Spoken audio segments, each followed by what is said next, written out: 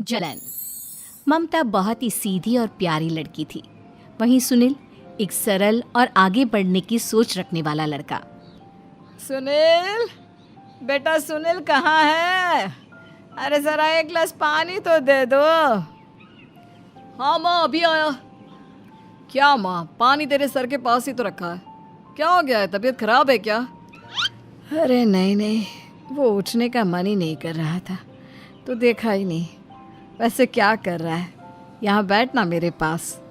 माँ पढ़ रहा था। वो क्या है ना, नौकरी में तो वक्त नहीं मिलता, अब ऑफिस से घर आकर ही तो वक्त मिलता है। अच्छा अच्छा ठीक है, पढ़ ले जा बेटा। सुनील पढ़ लिख कर और आगे बढ़ना चाहता था, लेकिन माँ की तबीयत खराब देखकर सोचता है कि शादी ही कर ले। कब तक माँ का ख्याल वो अकेले रख पाएगा? तो एक दिन, माँ ये ममता है, मैंने इससे शादी कर ली है। तुम्हारी तबीयत भी ठीक नहीं रहती तो मैंने सोचा शादी कर लेता हूँ। घर संभालने वाली और तुम्हें संभालने वाली कोई आ जाएगी तो अच्छा रहेगा। माँ अचानक से सामने बहू देखकर हैरान रह जाती है।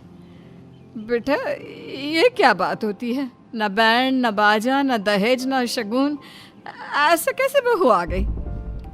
माँ तू तो जानती है मैं नौकरी के साथ पढ़ाई कर रहा हूँ, तो कहाँ से इतना पैसा बचा पाता कि धूमधाम से शादी करता। वैसे भी माँ, लोग तो आकर खाकर निकल जाएंगे, इसलिए बस वैसे ही। माँ जी, मैं आपका ख्याल रखूंगी। वैसे भी ये आगे की पढ़ाई कर रहे हैं, अच्छा कुछ कर गए तो सबके दिन फिर से अच्छे आ जाएंगे। सास को ममता की बात ठीक तो लगती है, लेकिन मन में कहीं ना कहीं लगता है कि कहीं बहू बेटे को लेकर फुर्र ना हो जाए और फिर तो वो रह जाएगी अकेली। बेटा देख, मेरा जो कुछ भी है वो सुनील ही है, और सुनील का भी अब इस दुनिया में मैं ही हूँ और कोई नहीं। क्या सुनील? बिल्कुल माँ, लेकिन आज से ममता भी मेरे जीवन का अहम हिस्सा है, जैसे तू है। सास को बड़ा बुरा लगता है कि उसकी सल्तनत में कोई और हिस्सेदार कैसे हो सकता है। कैसे कोई और उसके 30 साल के बेटे की जिंदगी में अचानक से आकर बराबर का हिस्सेदार बन सकता है। देख बहू, मैं भले थोड़ा बीमार रहती हूँ, लेकिन इसका मतलब यह नहीं कि घर की चीज़ों में मेरा कंट्रोल खत्म हो गया है। मैं आज भी इस घर की रानी हूँ, समझी? बेटा सोचता है कि ये माँ को अचानक से क्या हो गया। कल तक जो माँ कहती थी कि जिंदगी का कोई भरोसा नहीं, वो अचानक से जंग के मैदान की झांसी की रानी कैसे बन गई? माँ क्या हो गया है? सब ठीक है ना? अचानक कैसी बात कर रही हो? ममता का आज पहला दिन है, स्वागत करो उसका। आसपास की आंटियों को बुलाओ, नई दुल्हन की मुंह दिखाए करवाओ। खैर, सास होने का फर्ज निभाती है और बाद में एक सहेली के साथ बाहर निकल जाती है। क्यों री बताया नहीं कि बेटे का ब्याह कर रही हो? वैसे तो सारा दिन हम ही में घुसी रहती हो। अरे मुझे भी तो अभी पता चला, यूं अचानक सर पर लेकर आ गया। कहता है बहू है माँ तुम्हारी, अब इसको भी इतना ही मैं प्यार करता हूँ जितना तुझे करता हूँ। लो जी, ये क्या बात हो गई? क्यों इतना प्यार करता है? अरे माँ का प्यार तो ज़्यादा होता है। अब उसको तो कोई दूसरा पति मिल सकता है, लेकिन तुम ही बताओ, क्या माँ की ममता किसी और की हो सकती है? ना जी ना, बेटे को समझाओ ये बात। अरे क्या समझाऊं, मुझे तो खुद ही समझ में नहीं आ रहा कि क्या हो रहा है। जो बेटा कल तक माँ माँ करता था, अचानक से बीवी बीवी का राग आलाप रहा है। देखा, उसकी बीवी ना सुंदर और जवान है। सुंदरता के आगे तो एक से एक नहीं टिके, तो तेरा बेटा किस खेत की मूली है? सास को भी समझ में आ जाता है कि बहू की सुंदरता के आगे माँ का प्यार किसी काम का नहीं। उधर बीवी, ए जी, अम्मा जी सहेलियों को छोड़ने गई थी, अभी तक आई नहीं, हम देख आए क्या? अरे रहने दो ना, आ जाएंगी। कहाँ जाएगी, उनकी आदत है, एक बार जाती है तो पूरी पंचायत खत्म करके ही आती है। अच्छा ही है, खाना वाना खा कर गई होगी। छोड़ो ना, घूमेगी तो खाना पचेगा, नहीं तो ऐसे ही खाट पकड़ लेगी। बहू भी शांत हो जाती है। उधर सास सोचती है कि आज थोड़ा देर से ही घर जाती हूँ, जब बेटा परेशान होकर ढूंढेगा तब मजा आएगा। बीवी को खुद ही पता चल जाएगा कि माँ के आगे उसकी दाल नहीं गलेगी। लेकिन वहीं दूसरी ओर घर पर, ए जी, माँ जी अभी भी नहीं आई, हमको तो घबराहट हो रही है कि क्या करें, जाकर पता करें किसी के घर। अच्छा, कहाँ जाओगी ये भी बता दो। पहला दिन है तुम्हारा इस घर में और एक ही दिन में मोहल्ला छानोगी क्या? हाँ, तो आप भी तो नहीं जा रहे हैं ना, हमको फिक्र हो रही है। अरे यार, ये रोज का है अम्मा का, खाओ और सो जाओ। बस फिर क्या था। बेटा बहू खाना खाते हैं और कमरे में सोने चले जाते हैं। उधर जब सास को कोई देखने नहीं आता तो वो हार कर घर आ जाती है, जहाँ वो देखती है कि सारे घर की लाइट्स बंद है। सास को गुस्सा आता है। बहू, ममता बहू कहाँ हो? लेकिन सारे दिन की थकी बहू को ऐसी नींद आती है जैसे किसी ने भांग की गोली खिला दी हो। वो तो नहीं उठती। उठकर आ जाता है बेटा। अरे क्या बात है अम्मा, काहे चिल्ला रही हो? अरे सो जाओ ना, सुबह की थकी है बहू, वो सो रही है। जोर से बोलोगी तो नींद खुल जाएगी उसकी। माँ को गुस्सा आ जाता है।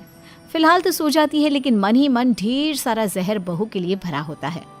सुबह बहू चाय बना रही होती है कि सास धीरे से गैस तेज कर देती है, जिससे चाय का बर्तन जल जाता है। और जैसे ही बहू चाय का बर्तन उठाती है उसका हाथ जल जाता है। मेरा हाथ जल गया।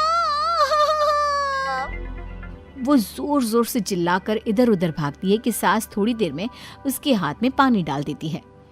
हाय रे बहू, क्या कर रही हो? पहली बार रसोई छुई हो क्या? सासू माँ गलती से गैस तेज रह गई थी और बर्तन जल गया, जिससे मेरा हाथ जल गया। हाय रे, कितना गंदा दाग। छी छी छी छी, मुझे तो उल्टी आ रही है तेरा गला हुआ मांस देखकर। तू ना मुझे अभी साथ से खाना मत लगाना। बहू भी खुद का हाथ देखती है तो उसे भी रोना आ जाता है। कुछ दिनों के बाद सास की सहेली आती है, बहू चाय बनाकर लाती है।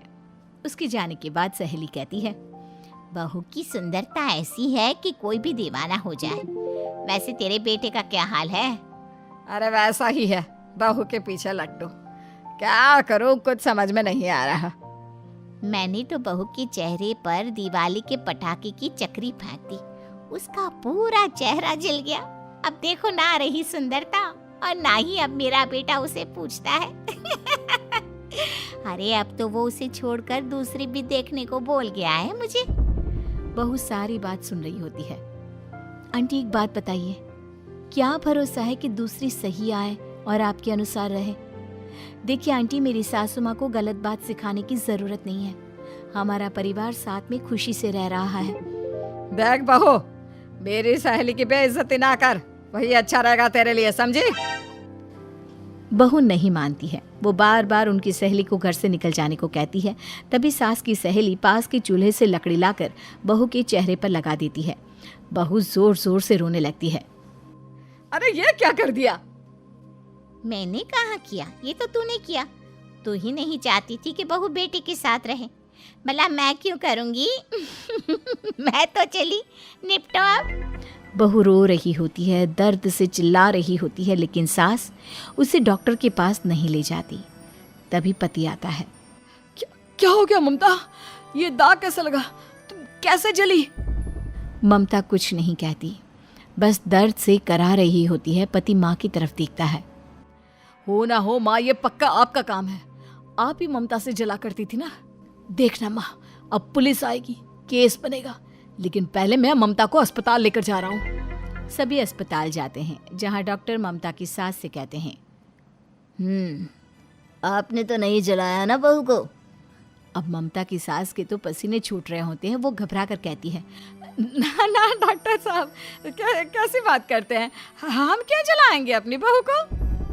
डॉक्टर ममता के पति से पूछते हैं।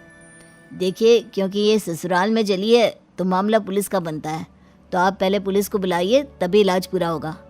सास डर जाती है कि अब तो बच्ची जिंदगी जेल में ही रहना होगा। रहने दीजिए ना, पुलिस को क्यों बुलाना?